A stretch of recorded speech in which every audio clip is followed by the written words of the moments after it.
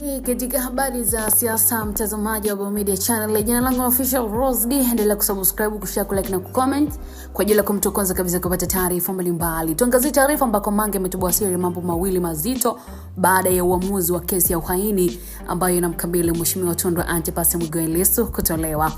Ni uamuzi wa Mahakama Kuu ya Tanzania wa kumkuta mwenyekiti wa Chadema Tundu Lissu kwamba ana kesi ya kujibu katika shitaka la uhaini, na umeendelea kuibua mjadala mpana sana kuhusu athari ambazo zinaweza kujitokeza nje ya mwenendo wa kawaida wa kisheria.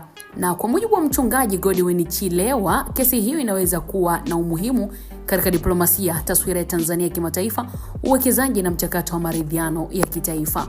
Katika makala yake iliyochapishwa Jumamosi Agosti 22, Chilewa amesema kwamba uzito wa shitaka linalomkabili Lissu ukizingatia nafasi yake pia kama kiongozi mkuu wa upinzani nchini, basi unaweza kufanya kesi hiyo kuvutia zaidi uangalizi kutoka mataifa ya kigeni, taasisi za haki za binadamu, lakini pia mashirika ya kimataifa. Na kwa mtazamo wake pia mwenendo wa kesi hiyo unaweza kufuatiliwa kwa karibu kama kipimo cha namna Tanzania inavyosimamia utawala wa sheria na haki za kisiasa.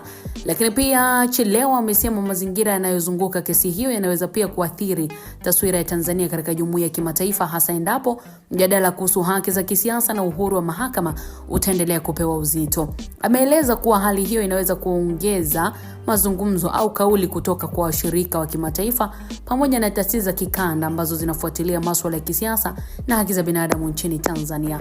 Lakini pia kwa upande wa uchumi, Chilewa yeye anasema kwamba mazingira ya kisiasa ambayo yanazunguka kesi ya Mheshimiwa Lissu yanaweza kuibua maswali miongoni mwa wawekezaji wa kimataifa, na kwa kawaida wawekezaji huzingatia mambo kama utulivu wa kisiasa, uhakika wa sheria na ufanisi wa taasisi kabla ya kufanya maamuzi makubwa ya uwekezaji. Na hasa hivyo pia hoja hiyo haimaanishi moja kwa moja kuwa kesi hiyo itasababisha kupungua kwa wawekezaji, bali inaonyesha eneo ambalo linaweza kufuatiliwa pia.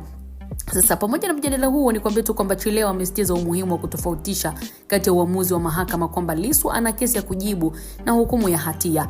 Anaeleza kuwa uamuzi huo una maana kwamba mahakama imeridhia kwa upande wa mashtaka umewasilisha ushahidi wa awali unaotosha kumkamata mshtakiwa kuanza kujitetea.